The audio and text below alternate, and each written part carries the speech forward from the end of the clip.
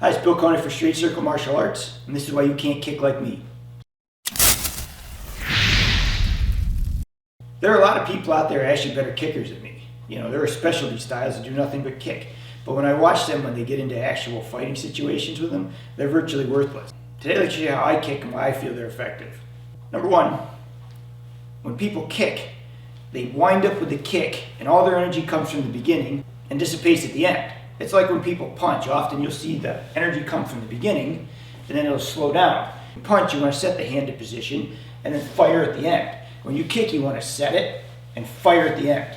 Most people, they do is they come in, they go, "Wah!" And that's great. And the reason they're doing that is because they're trying to slam usually on the outside of the legs where it's strong. But if you can learn to control your kick and pop it at the end, especially if you're going to the inside joints where they roll very nicely, those things are very dangerous.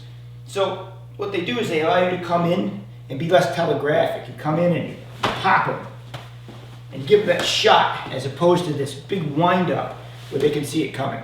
When I see people kick, a lot of times they throw kicks that set themselves off balance. So what they do is they'll throw things where they lean and they come up and they kick high, or they want to kick up to the top. And what happens is when you do that, is if you set yourself up, you don't have to reposition yourself to hit. To me, that doesn't have a lot of value in a fight, because if you miss, you're in trouble. For me, it's like walking. What I like to do is when I kick, it's like a step. As I kick, I step.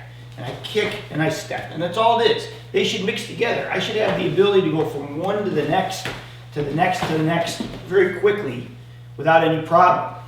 This allows you to move around more on top of it. If I had multiple people and I had to go from person to person to person, as opposed to sitting here and trying to go like this and facing multiple people. So when you do this, ideally, remember, this is a very mobile thing. You want to be hitting and you want to mix your hands in with it also. The three is targeting. When I watch people kick, because of the way we spar, you either kick the head, the body, the outside of the legs. Obviously, a head is a knockout if you get it, but it's a very low percentage shot. The body is so we can beat on each other in class without killing each other, and the outside of the legs are for sport. I can't tell you how many times I've seen fights where people go like this and they chop those legs, and they chop the legs. And eventually the guy goes down after 10 shots. But, you know, it takes 10 shots. Do you have that kind of time? And then you'll see this by accident. You'll see the guy accidentally kick the guy in the groin with a cup on. The guy will go right to the ground screaming. So you're in a fight. Do you want to take targets that aren't really effective? You know, kicking to the head is great. But again, I'm in a position where he can knock me down really easily, which I don't care for. I could slam him in the body, but I've kicked enough people in the body to know that most people could take it. What I like to do is you study things that are weak points. Generally, the outside of the legs are strong. The inside of the legs are weak. If you see how they bend, the inside of the legs are not strong.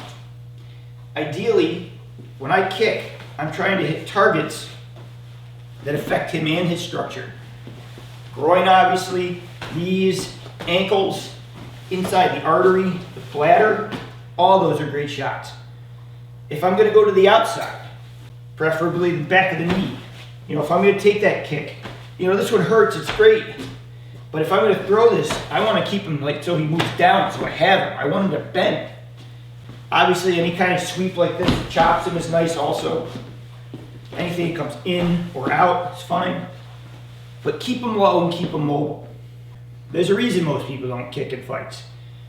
Because they were taught bad targets, they're not mobile, they let themselves get knocked off balance, and often they just don't work.